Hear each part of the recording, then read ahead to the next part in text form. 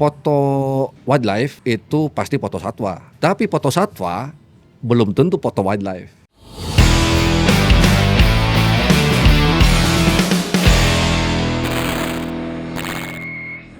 Halo, balik lagi di Voice of Raus. Episode kali ini kita bakal ngobrol-ngobrol bareng Kang Sam Ade. Kang Ade aja ya. Siap.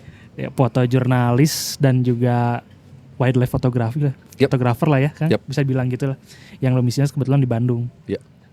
Jadi Kang Ade ini sebenarnya dari kapan sih awal mula ketertarikannya motret si wildlife?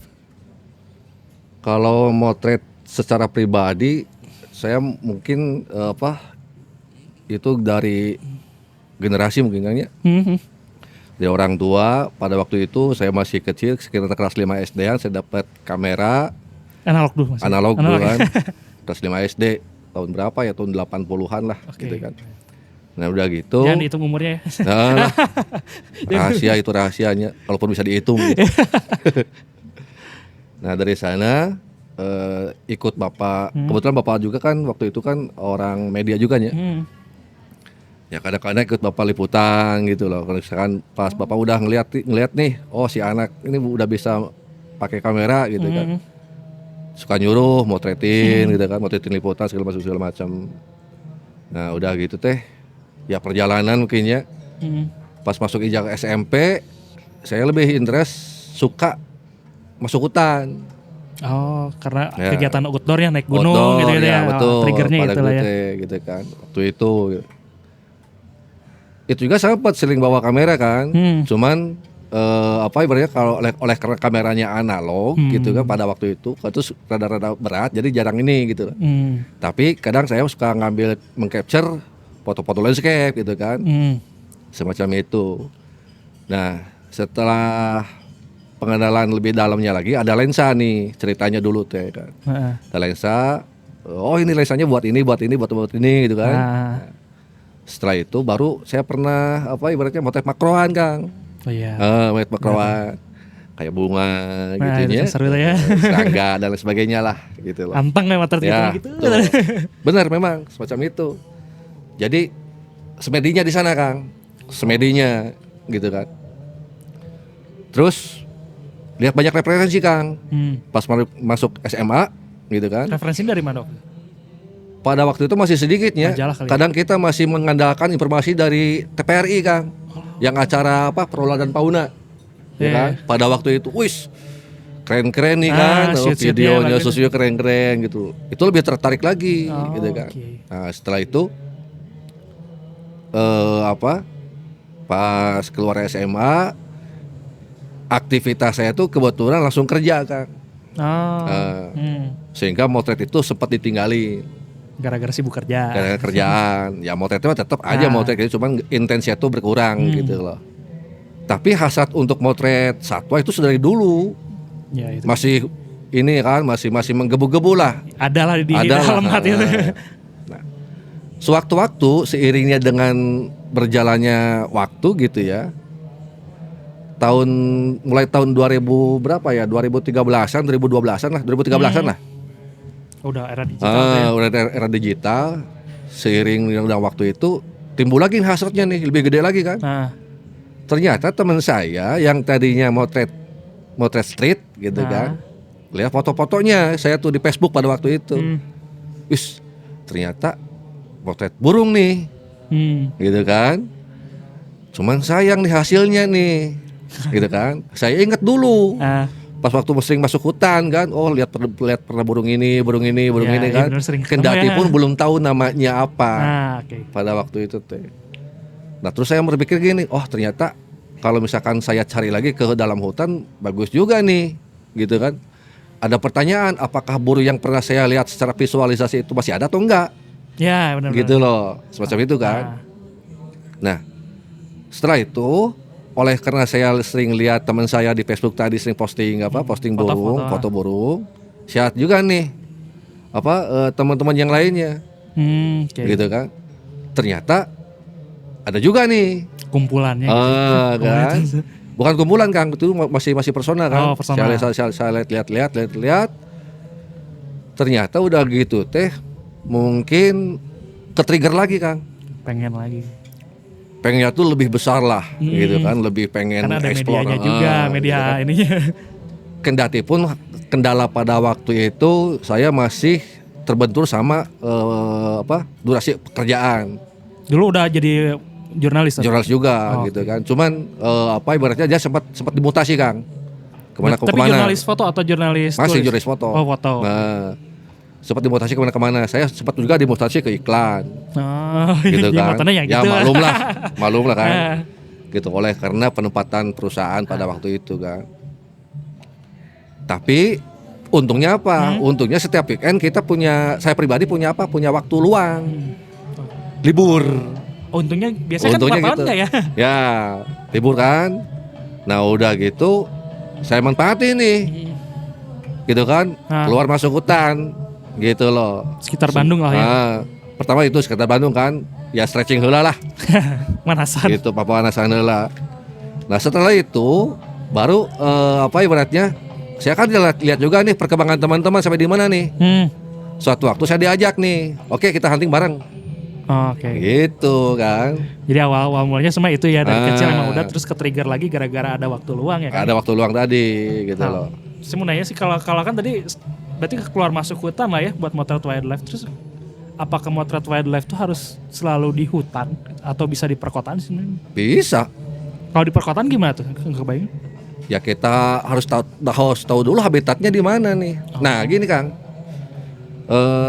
Mungkin yang lebih tepatnya sebab kenapa saya lebih spesifik motret burung gini ya. Gitu kan.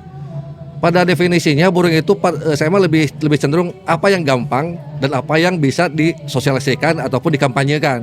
Oke. Gitu kan. Oleh karena burung itu lebih gampang dilihat dan lebih banyak ditemui, maka targetnya burung.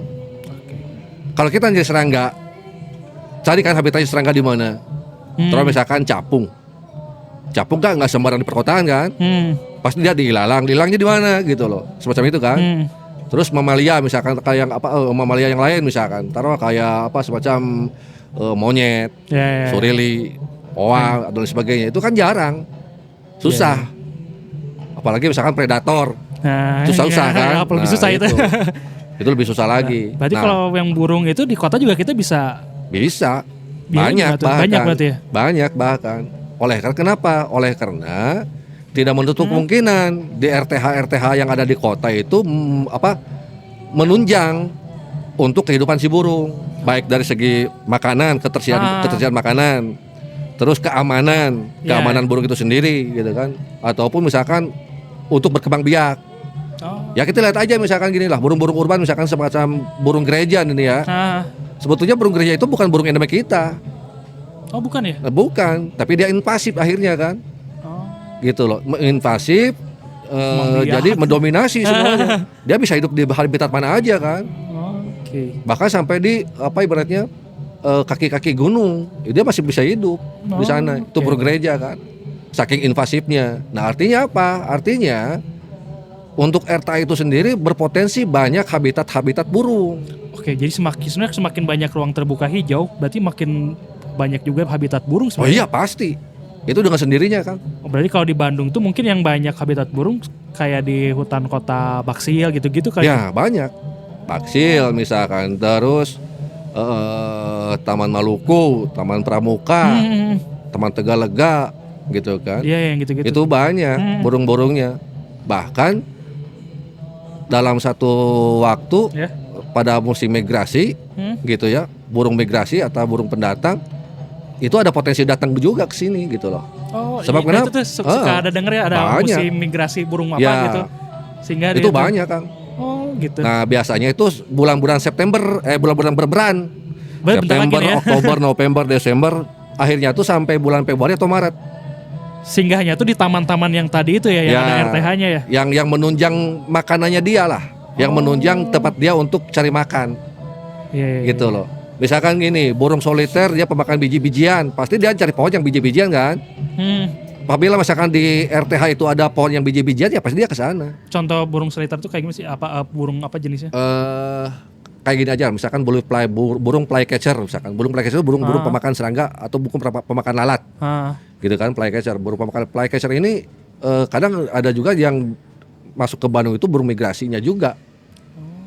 Itu dari mana? Itu dari daratan Eropa kadang dari Cina daratan misalkan, dari Jepang, dari Thailand, dari India, ngelintas. Dia ke sini, lintas benua.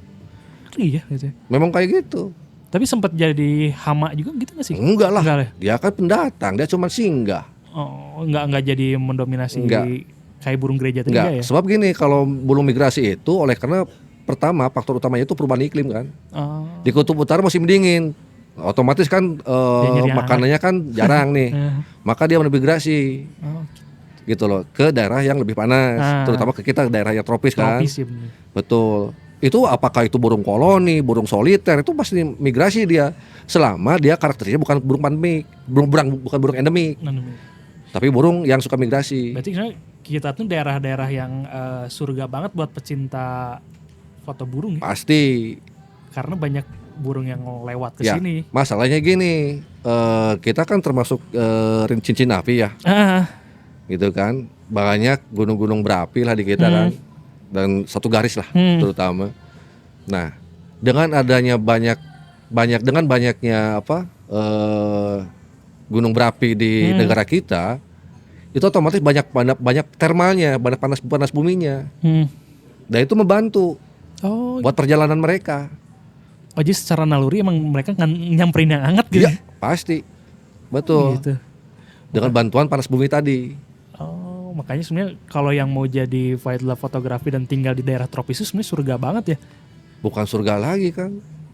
Karena kita nggak perlu masuk hutan jauh juga. Sebenarnya kalau kita jeli udah ke taman kota udah bisa dapat burung apa gitu. Bener. Nah, yang sering kita temuin di taman-taman kota Bandung khususnya, gitu kan, jadi spot hunting kita pas bila mana musim migrasi, itu ada beberapa taman. Apa aja? Yang mungkin nggak bisa saya sebutin ya, gitu kan. Tapi secara off air kita bisa ngobrol. Gitu. Takutnya jadi malah ada pemburu. Nah itu. Iya benar-benar. Kita tuh jarang spesifik untuk ibaratnya memberitahukan titik secara spesifik. Bahaya gitu kan. Soalnya efeknya, benar-benar. Sebab kenapa? Sebab tidak sedikit juga burung yang soliter yang migrasi itu burung kicau kan. Oh, buat kontes ya kan? Ya. Itu lumayan tuh uangnya juga. Itu tadi. Nilainya. Sedangkan kita kan berangkat dari konservasi kan. Iya, berarti emang si lokasi-lokasi itu juga dirahasiakan. Hanya orang-orang terbatas yang emang benar-benar concernnya di pelestarian ya kan? Betul. Nah, satu hal lagi nih mungkin yang kita lagi kampanyekan nih. Bahwasanya kita saya pribadi nih ya kan, terutama foto wildlife itu pasti foto satwa. Pasti ya? Pasti. Kehidupan liar. Tapi foto satwa belum tentu foto wildlife. Nah itu tuh. Saya tuh mau nanya juga, jadi kalau kita motret satwa yang bukan di habitatnya misalnya kayak itu juga itu foto satwa. Tapi belum tentu wildlife ya? Pasti belum tentu wildlife. Sebab kenapa? Wildlife itu ada etikanya. Nah itu apa tuh? Nah banyak sebetulnya etikanya Kang. Kayak jangan sampai merubah sarang, jangan mengganggu sarang, penggunaan flash yang ibaratnya yang tidak terlalu gitu kan, mengatur jarak. Itu pun juga sama gitu. Itu etikanya. Jangan sampai bersinggungan dengan animal welfare atau merenggut animal welfare-nya mereka gitu. Animal welfare itu kesejahteraan hewannya dia. Gitu loh. Semacam itu. Kita kan misalkan gini nih. Gimana? Misalkan gini, kita hunting ke salah satu titik habitat burung misalkan. Banyak di sana burung. Tapi kita misalkan taruhlah bawa makanan nih dari luar. Misalkan yang bukan makanannya dia. Gitu kan. Nah terus tak tahunya apa yang kita bawa dimakan oleh dia.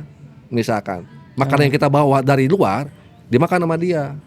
Nah, terus seperti itu nggak boleh. Sebab kenapa? Bukan makanan dia secara alami. Termasuk ngasih makan gitu juga soalnya. Ya kayak kita mau nyeting ini biar kesini kasih makan sebelah sini gitu. Nah nggak bisa. Kalau di wildlife biarin aja apa adanya. Kalau kita dapat punggungnya doang ya terimalah dapat punggungnya doang. Kalau kita dapat kakinya doang atau misalkan ibaratnya waktu kurang estetik ya silakan lah makanlah itu.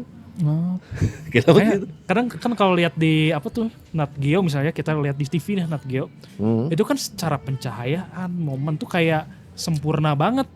Itu berarti emang sebenarnya emang kesabarannya berarti ya, atau emang bukan. Jadi gini kan, dilihat dari tingkat kepentingannya dulu nih. Oke. Misalnya, ya kan? misalkan gini, oh ini buat edukasi nih, tapi kita ada sampel, ya silahkan pakai sampel. Apakah misalkan dia pakai binatang dari penangkaran, tapi dengan catatan tidak merubah atau tidak memaksakan animal welfare-nya dia, itu silakan aja. Contohnya misalkan Nat Geo mau motret orang utan secara alami, akan tetapi orang utannya misalkan susah, adanya di penangkaran, mereka setting silakan, selama itu tidak bersinggungan dan kepentingan jelas kan, buat edukasi. Pengenalan, oh ternyata ini loh habitat yang sebenarnya tuh, oh ini loh makanan yang sebenarnya tuh, semacam itu kan. Jadi emang itu untuk edukasi, silakan aja, sah-sah saja. Ya, tergantung tujuannya sebenarnya.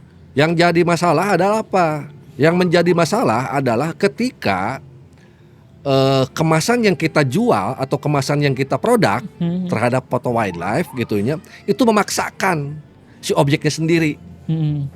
Contohnya misalkan gini, kita main analogi aja lah. Misalkan, Akang seorang model nih, Kang, saya foto ya, oke, saya foto, ceret, Kang, lihat di sini, oke, ceret, misalkan. Sampai saya nyuruh Akang kemana, kendati pun kondisi Akang misalkan sudah tidak mood, capek ya. Tapi saya paksain foto. Setelah fotonya jadi, saya jual ke yang lain nih. Nih, gua foto bagus nih, gini nih, lu mau bayar berapa nih? Apakah ada nilai ekonomisnya buat Akang? Gak ada. Yang ada saya nyuruh, artinya apa? Saya sudah bersinggungan dengan kesejahteraannya Akang, gitu loh. Artinya apa? Saya sudah memaksakan kan, sudah maksa Akang begini. Kendati pun Akang udah nggak mood, oleh karena Akang merupakan satu produk buat saya jual, kan ada kontribusi yang baik buat Akang. Iya, itu. Ya kan? Dari nilai ekonomis juga merugikan. Apalagi ini bicara masalah satwa yang tidak tahu menahu, nggak tahu duit lah ya. Nggak tahu dunia kemana gitu loh. Nah itu kan saya juga mau nanya nih, kan peralatan juga mahal ya si wildlife itu, mulai lesnya juga harus yang panjang, terutama burung lah ya. Terus si jalan-jalannya juga lumayan ke pelosok gitu. Nah sebenarnya dari hasil memotret itu tuh si fotonya menghasilkan nggak sih? Kalau disinggung ke sana, seperti saya bilang tadi, itu tergantung keperluannya, Kang. Kalau buat Kang Ade deh. Nah kalau buat saya lebih, kalau buat saya itu ya? maaf ya, kalau buat saya itu cenderung lebih kepada edukasi, Kang. Kalau saya nih ya, tujuannya emang ya? Kalau nilai ekonomi, kalau ada nilai ekonominya mungkin itu nilai bonus lah, bonusnya ya. Sebab saya tidak berorientasi bahwasanya produk foto saya itu apakah dijual atau enggak, bukan sana saya mah. Tapi lebih cenderung kepada edukasinya, gitu loh. Lu boleh motret begini, tapi ada aturannya begini nih, semacam itu kan. Sebab kenapa? Kita bersinggungan dengan bukan makhluk seperti kita, binatang. Ya kan? Artinya kan kita anggap mereka sebagai makhluk asing lah. Gitu kan. Burung kan nggak tahu siapa kita. Burung nggak tahu identitas pemotret kayak gimana. Bahkan burung pun tidak tahu bahwasanya dia tuh dipoto sama kita, kan nggak tahu kan. Nah, dengan ketidaktahuan burungnya tadi, maka kita harus menjaga gitu loh. Menjaga ranahnya dia supaya tidak terganggu. Ya kan? Apakah tidak dilihat dari segi habitatnya? Apakah dilihat dari segi perkembangbiakannya dan sebagainya? Kita harus perhatikan juga ke sana. Maka dari itulah saya malah lebih cenderung kepada kapannya yang tadi gitu loh. Edukasinya, bukan nilai ekonomisnya. Kendati pun banyak. Ya nah kan? Itu berarti lumayan kali ya. Ya alhamdulillah kan, kayak kemarin nih, misalkan teman-teman kita di redaksi ngadain pameran nih. Ada yang segmentasinya perang, ada yang segmentasinya olahraga, ada yang segmentasinya foto story. Nah kalau saya beda, foto burung misalkan, semacam itu kan. Oleh karena visualisasi dari foto burung itu macam-macam dan banyak momen, ya momennya itu ya, terus morfologinya tuh enak dipandang, artinya evergreen lah kalau burung ya. Ada pengunjung yang suka nih, oh Kang saya suka nih burung ini nih, dijual nggak?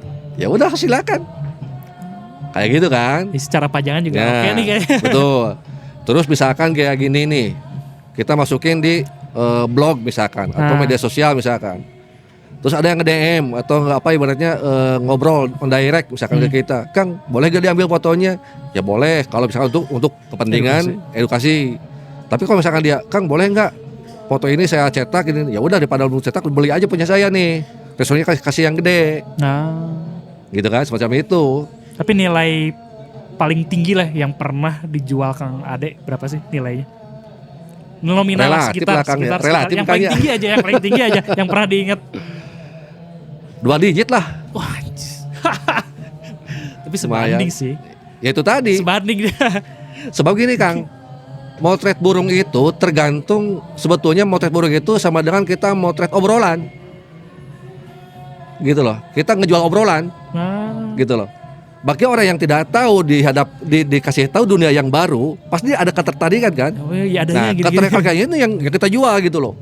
Pak, ini tuh burung tuh di sini, habitatnya begini, saya dapat itu begini, gitu loh. Terus status burung ini tuh misalkan langka, terus burungnya tuh bukan endemik kita, misalkan dan sebagainya gitu ya. Mereka ada ketertarikan ke sana. Nah, Kang Ade tahu informasi semua tentang burung itu sebenarnya dari mana, emang ngulik banget atau emang ada sumber informasinya sih? Banyak sumber informasinya Kang, kayak referensinya banyak gitu loh. Kayak misalkan dari OBI, Oriental Bird Image. Nah di sana bicara masalah status burung, terus masalah jenis burungnya apa, titik-titiknya ada Kang. Misalkan titik ini burungnya tempat burung ini. Itu website ya? Di website? Banyak. Oke, berarti. Nah itu dari mana? Dari para peneliti tadi. Oh, berarti emang ngobrolnya sama peneliti ya? Betul. Nempelnya sama peneliti. Kita lebih cenderung kepada peneliti kan, untuk mengetahui satu jenis burung itu kan.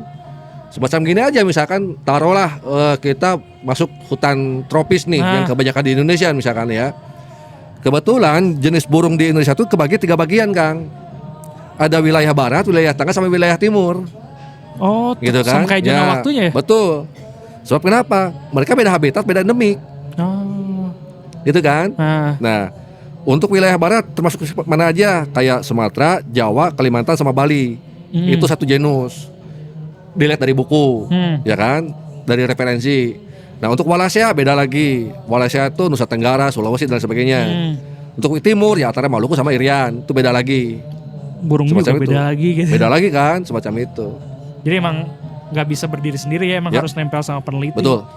Kadang juga mungkin motret ini burung apa nih, kadang dikirim itu, Pak ini burung apa gitu. Nah, kita pertama identifikasinya ke sana. Nanya ke orang yang lebih tahu, gitu loh. Oleh karena kita udah jadi komunitas, terus banyak jejaring kan. Kita tanya aja nih. Coba tanya ke si Bang ini, ke si Akang ini, ke si Pak ini, tanya aja langsung. Ya, benar. Gitu loh. Baru kita tahu, oh. Nah, kadang selama kita hunting pun gitu aja, kita suka nemuin burung-burung yang ibaratnya yang rekor pertama. Artinya apa? Misalkan dalam catatan burung A itu belum pernah ditemukan di habitat ini misalkan. Kayak orang nemuin meteor apa gitu. Nah, kayak gitu ya. Betul, benar, memang benar. Gitu ya berarti. Bahkan saya pernah motret di daerah Bandung juga gitu ya, burung-burung air. Itu bisa dikatakan langka sekali. Burung air itu berarti kayak yang di laut gitu ya, camar gitu. Ya, kalau bukan camar Kang. Apa ya? Burung-burung pantai itu kayak semacam apa ya? Istilahnya tuh ada namanya berkik, terus ada namanya terik, banyak banget Kang. Oh, blekok itu bukan ya? Blekok sama. Sama ya? Sama. Itu air berarti. Burung air. Kalau nggak salah itu kan jadi ada kampung blekok ya kalau nggak salah di daerah. Ya, ada kampung blekok. Tapi sekarang udah ya itu bukan ranahnya saya lah. Burung-burungnya juga udah nggak ini ya. Ada sih mungkin ada. Tapi dia kan menyesuaikan kan. Kalau misalkan makanannya ada di sana ya pasti dia ke sana. Kalau makanannya udah nggak ada ya otomatis kan dia cari makanan yang lain. Apalagi dengan habitatnya yang udah nggak ada. Nah, itu. Ya dia pindah dong. Jadi si kebijakan pemerintah daerah juga sebenarnya berpengaruh sama habitat. Oh jelas, oleh karena itulah mereka bikin BKSDA dan sebagainya. Itu bisa masalah konservasi semuanya. Cuman yang menjadi masalah adalah apa? Yang menjadi masalah adalah habit kitanya sendiri nih. Adanya perdagangan, adanya alih fungsi lahan, adanya perburuan. Kalau di luar negeri nggak ada yang namanya perburuan, yang namanya perdagangan nggak ada. Ada pun ada perburuan, tapi mereka dibatasi. Gitu loh. Itu pun juga diburu hanya untuk dikonsumsi. Artinya apa? artinya tidak serta-merta mereka memburu bebas serampangan, enggak, ada aturannya. Bahkan di luar negeri mah gitunya ada satu momen namanya tuh big year. Di mana para peneliti, penghobi dan pengamat itu saling berburu mengidentifikasi burung yang dia temuin pada waktu itu. Dan itu dapat reward dari negara. Oh gitu. Iyalah. Mereka susah-susah. Ada loh ini apa filmnya kan? Ada filmnya. Oh itu referensi filmnya apa tuh? Big Year, judulnya Big Year. Big Year ya Mas? Iya. Dokumenter berarti? Enggak. Oh enggak. Dia film-film biasa. Cuman itu berdasarkan realita yang ada di sana. Gitu loh. Kayak misalkan pada waktu itu ada seorang berprofesi lain gitu ya. Terus dia maksain keluar kantor, keluar jam kerja demi untuk mengidentifikasi burung yang ada di sana gitu loh. Wah seru sih ya. Ya seru lagi. Jadi kayak si jaringannya bukan cuma fotografi doang ya. Iya. Bener-bener luas. Betul, emang luas. Sebab kenapa? Secara saintifik bahwasanya burung itu merupakan indikator baik buruknya satu lingkungan. Nah itu berarti pengukur ya? Ya, salah satu pengukur indikator tadi, pengukur baik buruknya satu lingkungan. Itu dari tadi burung. Kalau di Bandung sendiri gimana? Dan nah itu terbukti dari saya sendiri kan. Oleh karena saya sering motret burung nih, gitu kan. Saya sempat tanya nih ke teman yang expert dalam identifikasi burung kan. Saya tanya, kok burung ini sama jenisnya tapi warna bulunya beda? Yang ini mah lebih ke hijau-hijauan, tapi yang ini mah warna lebih ke biru-biruan. Kenapa bisa demikian? Mereka menjelaskan, oh itu kan mungkin si airnya sudah terkontaminasi. Oh bisa identifikasi gitu juga. Terus misalkan dari faktor makanannya juga sama gitu loh. Itu mempengaruhi juga gitu loh. Bisa gitu juga. Macam itu kan, itu lebih dalamnya kan. Nah, kendati pun jenisnya sama, oleh karena ada perubahan lingkungan, yang pasti dia berubah juga. Dia adaptif juga sama kita, sama gitu loh. Iya benar. Gitu loh, semacam itu kan. Nah ini yang harus kita waspadai ini. Sebab kenapa? Sebab perubahan satu kondisi lingkungan berarti beririsan kan dengan alih fungsi lahan. Nah, itu. Ya kan? Beririsan juga dengan perburuan, dengan perdagangan. Kita sepakat nih orang-orang wildlife bahwasanya punah tidaknya satu habitat ataupun satu jenis burung ataupun satwa itu dipengaruhi oleh 3 faktor. Apa aja? Faktor alih fungsi lahan, faktor perdagangan satwa, dan perburuan satwa. Gitu. Yang kita tekankan itu. Nah, kita yang lebih concern kepada konservasi, bagaimana nih kampanyenya, ya kan? Bagaimana kampanyenya? Oleh karena di luar negeri beda habitat, mereka otomatis lebih terjaga habitatnya. Bahkan lebih cenderung mereka lebih peduli lah. Nah di kita nih, alih fungsinya ada, perburuannya apalagi, ya kan? Perdagangan plus nilai plus nah gitu kan? Wah kita lebih seragam sebetulnya. Iya, apalagi kita surganya lah kan tadi ya, surga ya, untuk migrasi dan lain gitu. Surga migrasi. Kayaknya orang-orang luar juga kayaknya mending berburunya ke sini nih. Iya, memang benar. Terus difasilitasi oleh kan kita ada acara kontes burung dan gitu, ada permintaan lah ya. Ada permintaan. Saya nggak mau menyinggung ke sana kan. Ya. Itu beda kepentingan soalnya ya. Namun yang saya tekankan adalah habitat di kitanya yang kurang interest terhadap lingkungan tadi gitu loh. Contohnya gini aja lah, jangan jauh-jauh mungkin ya. Kita sepakat dong rasa kopi itu pahit. Ya. Tapi pas bila mana kita campur gula, jadi manis kan? Nah, gula ini setelah itu dalam merusak rasa kopi tadi. Ya. Setelah ini, tapi banyak yang pakai nih, yang pakai gula. Ya silakan aja. Kendati itu ada perubahan. Tapi yang jadi pertanyaan, eksistensi dari rasa kopi itu sendiri udah hilang kan? Iya. Karena udah ada campur tangan. Nah, efeknya bagaimana untuk kesehatan? Secara tidak disadari kan, ada penyakit gulanya, diabetesnya dan sebagainya. Itu tanggung saja sendiri, gitu loh. Terus kenapa? Kan kopi itu mengandung A, B, C, D, baik untuk kesehatan, baik untuk jantung. Ya, tapi dengan kopi yang bagaimana dulu nih, yang baik untuk kesehatan, kan gitu. Pun dengan juga burung sama, kayak gitu. Nah, kita ranahnya hanya sebatas motret dan edukasi. Terkait masalah burung itu menghasilkan nilai ekonomis untuk kontes kek, untuk jual kek, untuk apa kek, kita nggak mau lari ke sana. Gitu loh. Terakhir nih Kang. Jadi sebenarnya tujuan atau goal Kang Ade ini dengan memotret burung dan edukasi ini sebenarnya pengennya itu kayak gimana sih dunia perburungan? Pengennya itu saya lebih luas Kang. pengennya itu Bandung adem. Karena jadi Pengennya tolak ukur itu. tadi ya. Burung itu jadi tolak ukur lingkungan Ya itu ya. gini aja lah. Maaf nih ya, misalkan kita lihat suhu, kan sekarang pemanasan global nih. Tuh. Ya kan, kita nggak bisa ngelihat Bandungnya saja, kita nggak bisa lihat daerah mana saja gitu kan. Tapi kita ada keinginan yang sama gitu loh, supaya bagaimana kita bisa menekan pemanasan global tadi. Ya otomatis pasti dirubah dong, ya kan. Yang tadinya misalkan dalam satu kota ada 10 pohon, yang dipertahankanlah 10 pohon. Kalau bisa menambah, jangan dikurangin pohonnya. Ya kan? Oh, oleh karena masyarakatnya sukanya begini-begini. Ya jangan lu ikutin masyarakat dong, ikutin juga keinginan alam kayak gimana. Lu bisa naik gunung selama gunung itu ada. Coba kalau gunung sudah dirubah misalkan jadi perumahan, lu bisa naik gunung nggak? Perumahan. Ya kan? Iya benar. Gini aja lah contohnya, misalkan kita nyebutnya Gunung Manglayang. Oleh karena kenapa? Pohonnya ada, habitatnya ada. Sewaktu-waktu Gunung Manglayang bila maju udah jadi perumahan, apakah kita layak nyebut Gunung Manglayang? Nah, Mungkin jadi perumahan Gunung Manglayang, komplek Gunung Manglayang kan semacam itu. Iya. Ya kan? Ya, walaupun udah ada ya kompleknya. Ya itu. Semacam itu kan. Nah, saya goalnya itu, saya mah pengennya Bandung dan sekitarnya itu lebih adem lagi. Banyak habitatnya, banyak lahan edukasinya. Gitu loh. Sebab kerusakan lingkungan tidak bisa diserta-mertakan terasa hari ini. Nah. Pasti 5 atau 10 tahun ke depan itu bakal terasa pasti. Ya, kerasa sih. Benar. Ya itu. Jadi sebenarnya Kang Ade ini tuh mau menunjukkan nih kalau lingkungan kita oke gitu ya, baik-baik saja, si burungnya juga makin banyak, makin bagus. Betul, Kang. Jadi melalui itu ya mungkin kampanyenya mungkin kan. Betul. Jadi gimana caranya mengkampanyekan menjaga lingkungan tuh biar apa nih? Biar ada. Biar kita bisa lihat burung-burung kayak gini dengan indah. Kan banyak-banyak burung-burung bagus juga gitu. Betul.